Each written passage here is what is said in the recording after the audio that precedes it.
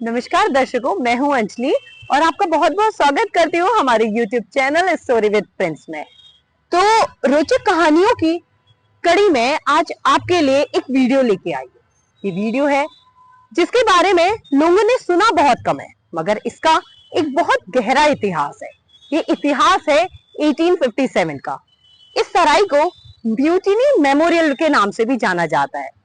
तो हमारी इस वीडियो में हमारे साथ बने रहिए और जानते रहिए कि आखिरकार इसका इतिहास क्या है और इसमें क्या क्या चीजें इन्वॉल्व हैं। दोस्तों, आज हमारी मौजूदगी दिल्ली के बादली की सराय पर है। भले ही आज इस जगह के इतिहास के बारे में बहुत कम लोग जानते हैं, लेकिन इसका इतिहास भारत की आज़ादी के लिए बेहद अहम रहा है। वर्ष 1857 में इसी स्थान पर एक विद्रोह हुआ था जिसने भारत की आज़ादी के लिए एक चिंगारी का काम किया। बादली की सराय के नाम से जाना जाने वाला यह स्थान बाद में एक होटल के रूप में भी उपयोग में लिया गया था, जिस कारण इसे मुगल काल के होटल के नाम से भी जाना जाने लगा। उस विद्रोह के बाद से आज ये स्थान बुरी तरह से ध्वस्त है।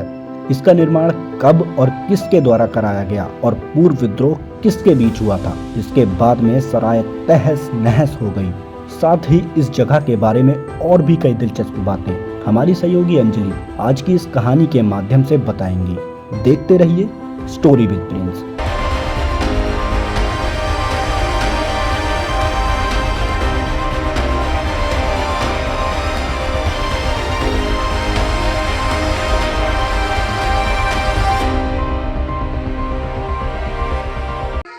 आजादपुर मेट्रो स्टेशन से उतरकर थोड़ा सा आगे जाकर ये सराय है। ये खुले मैदान के बीचों बीच है। इस सराय को 3 अलग अलग नामों से जाना जाता है।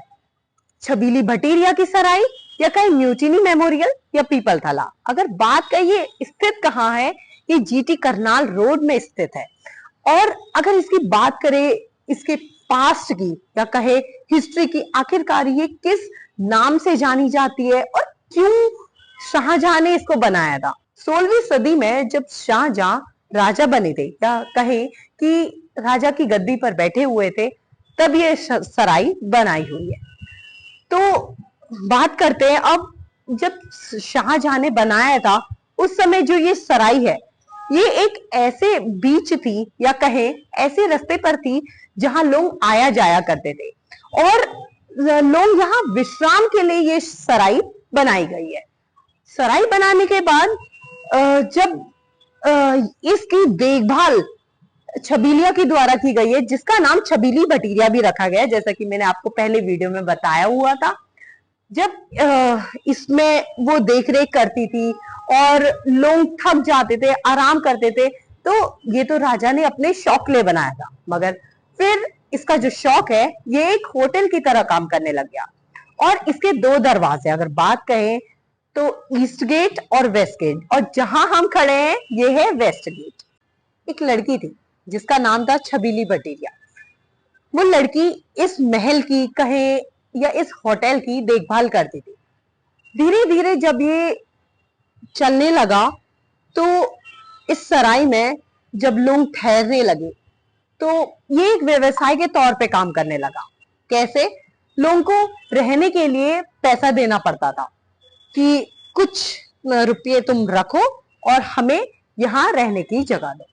अगर मैं बात करूं ये सराय जो है या इस सराय में जो ब्रिक्स जो बनाए गए थे या ईंटों का या उसका इस्तेमाल किया गया था, ये एक लखोरी ब्रिक्स कहें, ये उससे बनाया गया था शाहजहां के टाइम पे। अब मैं लेके चलती हूँ आपको 1857 के टाइम पे, जब बहादुर शाह जफर की सरकार थी और बहादुर शाह जफर दिल्ली सल्तनत के राजा थे।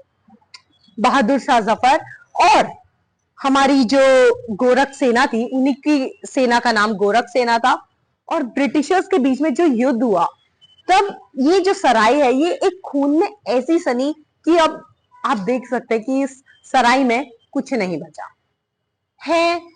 जो हमारी आर्कियोलॉजिकल साइट ऑफ इंडिया है, ASI कहे, जो हिस्टोरिकल चीजों को बचा के रखती है, सजेज के रखती है, वो चीजें नहीं रही है।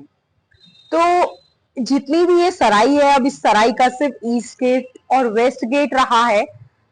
अब चलो आपको लेके चलते एक पीछे वाले उसमें, जो मैं आपको आजादी का टाइम पीरियड बताती हूँ। जब ये 1857 में, आपको दोबारा इस बात पे इसलिए फोकस करवा रही हूँ कि वो हर भारतीय के लिए 1857 का जो टाइम पीरियड था वो बहुत ही अहम था, क्योंकि वहीं से हमारे लिए एक आजादी की लड़ाई शुरू हुई थी। आजादी की लड़ाई कहे तो म्यूटिनी और जो लोग थे वहां के, उन्होंने यहाँ युद्ध किया था। बहादुर शाह जफर की सेना तो गोरख सेना थी, और ब्रिटिशर्स जो थे वो आ करके यहाँ लड़े थे। और जो गोरख सेना थी वो यहाँ आ करके, यह कहे कि इस सराय का इस्तेमाल किया गया था अपनी सेफ्टी के लिए, अपने बचाव के लिए, और हमारी आजादी, हमें और हमारे देश को आजाद करने के लिए।